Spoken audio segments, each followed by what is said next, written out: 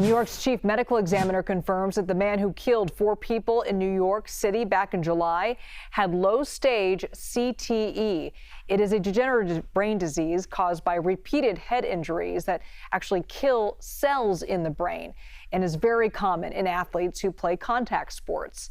Shane Tamura was a former high school football player. Investigators believe he was targeting the NFL offices inside the office building where he killed 4 people.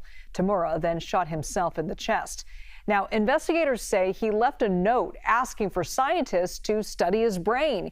He also said he had CTE and said the league knowingly concealed the dangers to our brains to maximize profits.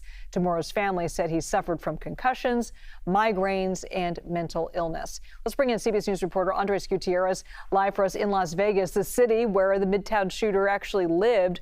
Andres, what does this diagnosis mean to the case?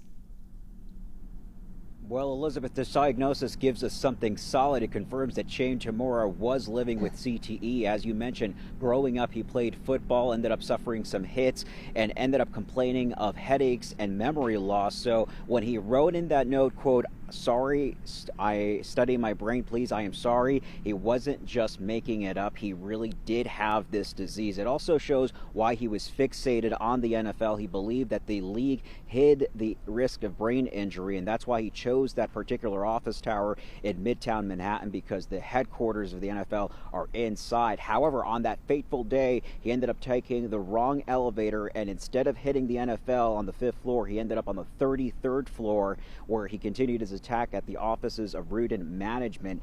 But what this diagnosis does not tell us is why he opened fire. Doctors say that CTE can change your mood, it can make you impulsive, it can make you angry, but it does not mean that someone is destined to kill. And so this diagnosis does put into context his actions. It explains his note, it explains his target, but it doesn't answer the question that law enforcement has at this point, which is what pushed him over the edge. And Andres, we know Zamora drove all the way from where you are in Las Vegas to New York to attack the NFL offices. But what are we learning about his life in Las Vegas before the shooting?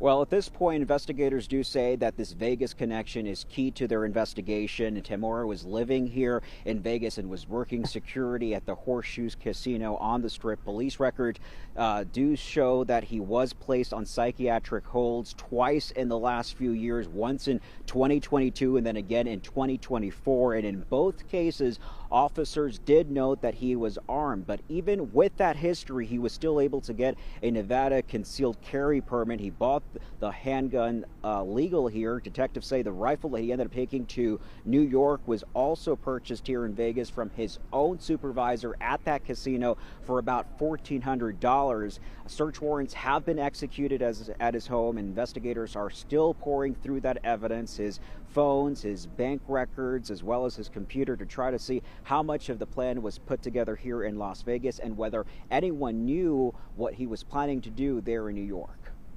Andres Gutierrez, live for us in Vegas. Thank you so much, Andres.